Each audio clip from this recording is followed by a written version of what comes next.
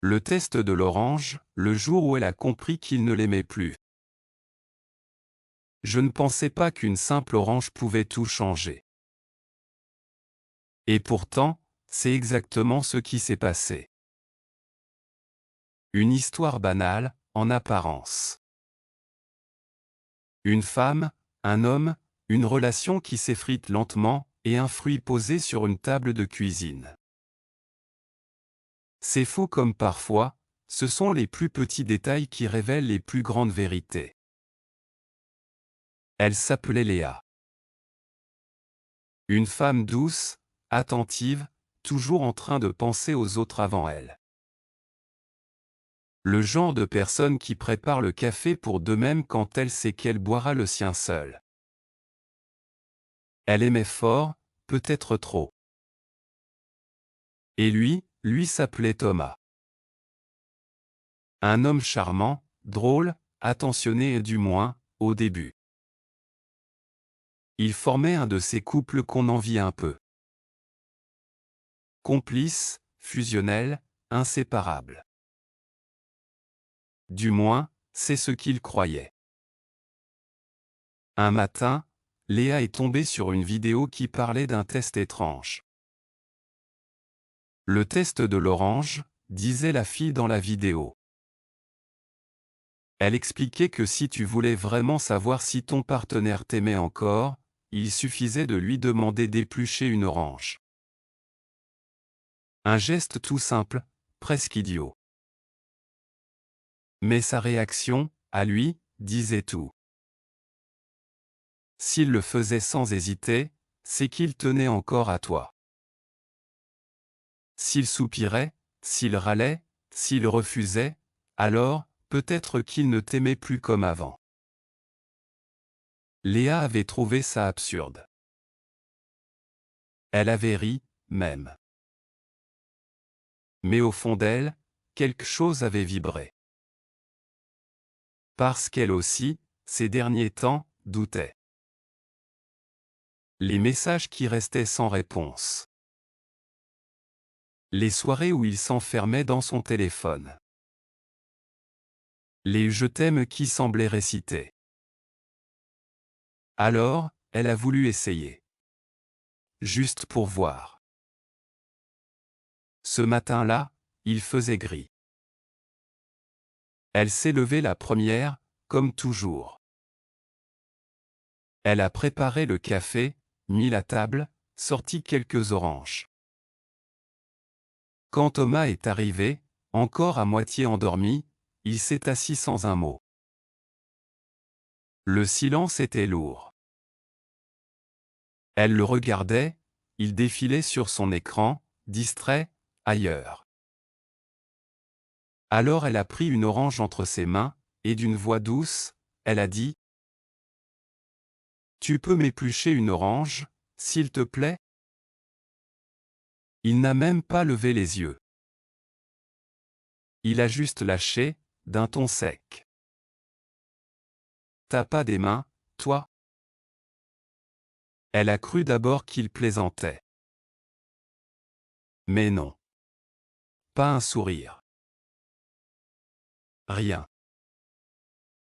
Juste ce regard vide, indifférent. Et dans ce silence, Léa a compris quelque chose qu'elle refusait d'admettre depuis longtemps. Ce n'était pas la première fois qu'il la blessait sans le vouloir. Mais ce matin-là, c'était différent.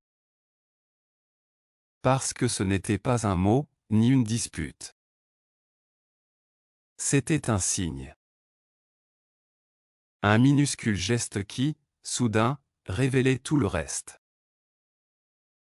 L'amour n'était plus là. Elle se souvenait encore du début. Quand il lui disait quelle était la plus belle chose qui lui soit arrivée. Quand il la couvrait de messages, d'attentions, de petites surprises.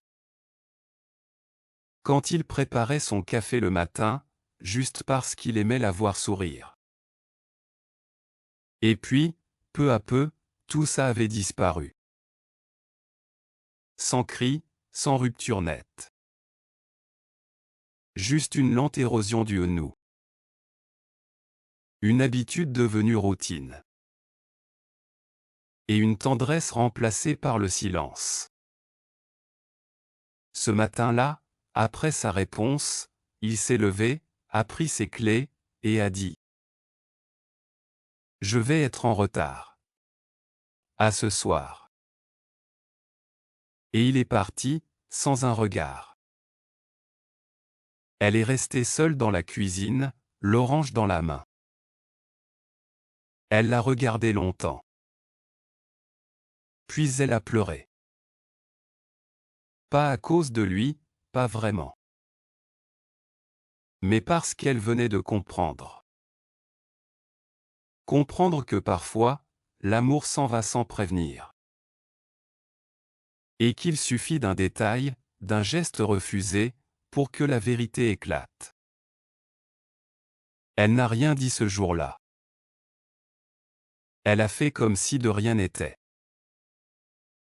Mais à l'intérieur, quelque chose s'était cassé. Et les jours suivants, elle a observé. Chaque geste, chaque mot. Les bonnes nuits mécaniques, les je t'écoute distraits. Et elle s'est rendue compte qu'il ne voyait plus rien d'elle.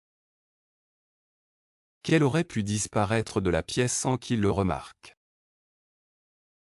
Une semaine plus tard, elle a pris une décision. Calmement, sans colère. Elle a rassemblé ses affaires, laissé un mot sur la table, et elle est partie. Pas de scène, pas de drame. Juste le poids d'une évidence. Il ne l'aimait plus. Et elle ne pouvait plus rester là à attendre qu'il se réveille.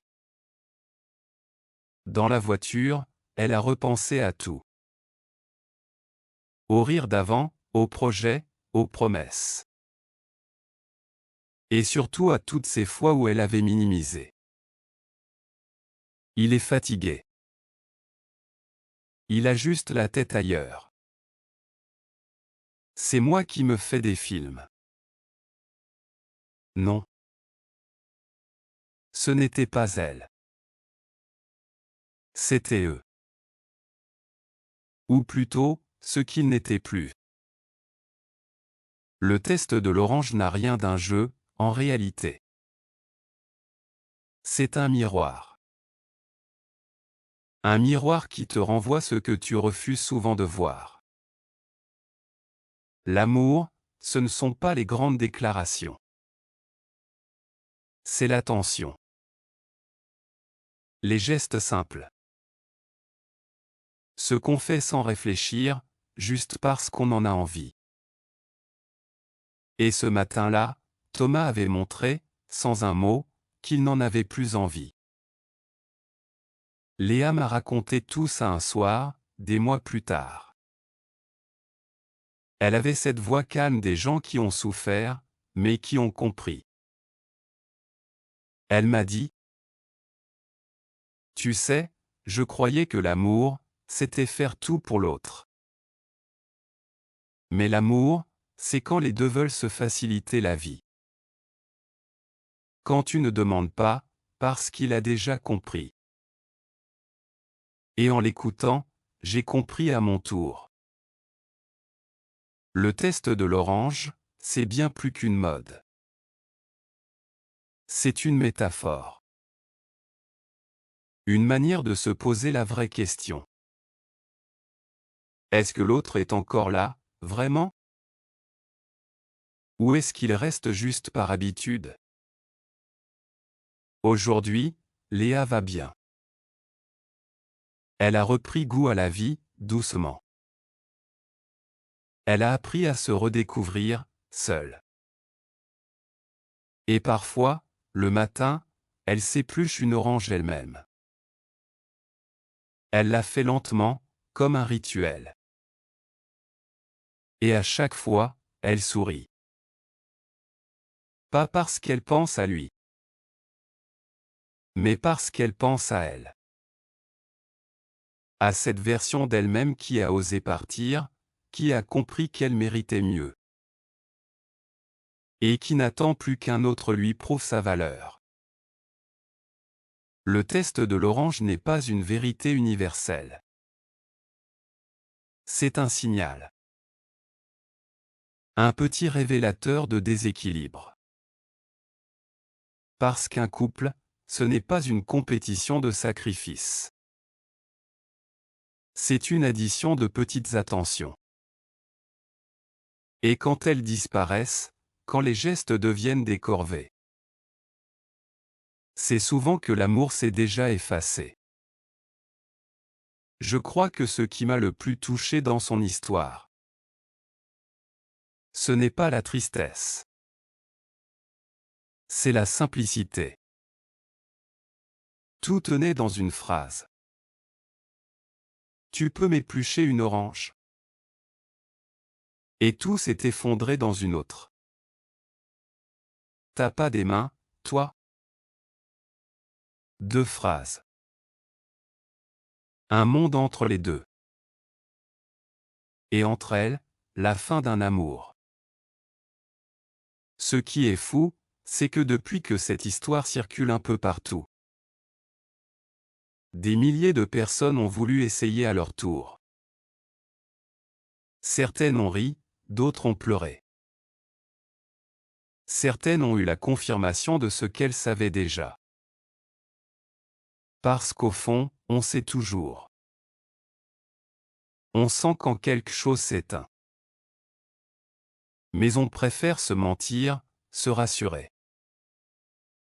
On préfère attendre un signe, une preuve, un geste.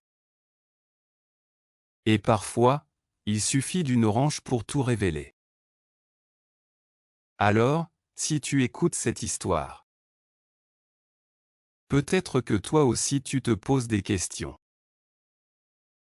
Peut-être que toi aussi, tu ressens ce vide entre deux silences. Essaie. Demande. Pas pour le piéger. Pas pour le juger. Mais pour te regarder toi. Regarde ce que tu ressens à sa réaction. Regarde si ton cœur se serre, ou si tu souris. Parce que là, dans cette seconde-là, tu sauras. Tu sauras si tu comptes encore. Léa, elle, a su. Et aujourd'hui, elle ne regrette rien. Parce que parfois, il faut perdre quelqu'un pour se retrouver soi-même. Et il faut une orange pour comprendre qu'on mérite bien plus qu'un amour à moitié endormi. Alors oui, c'est juste une idée, un petit test symbolique. Mais pour certains, c'est une révélation. Une façon de se dire. Et moi, est-ce qu'on m'éplucherait une orange? Et si la réponse est non? Alors peut-être qu'il est temps de partir. Pas parce qu'on cherche la perfection, mais parce qu'on cherche la réciprocité. L'attention. La douceur. Le respect silencieux qui dit « Je tiens à toi ». Et si tu doutes encore, souviens-toi de cette histoire. Souviens-toi de Léa, de son regard vide ce matin-là. Et de l'orange qu'elle tenait dans la main. Souviens-toi de ce silence plus fort que 1000 mots. Et pose-toi la question. Est-ce que la personne à côté de toi t'aime encore assez pour t'éplucher une orange sans que tu aies à la supplier? Parce que parfois, c'est tout ce qu'il faut pour savoir. Et parfois, c'est aussi tout ce qu'il faut pour décider de recommencer à s'aimer soi-même.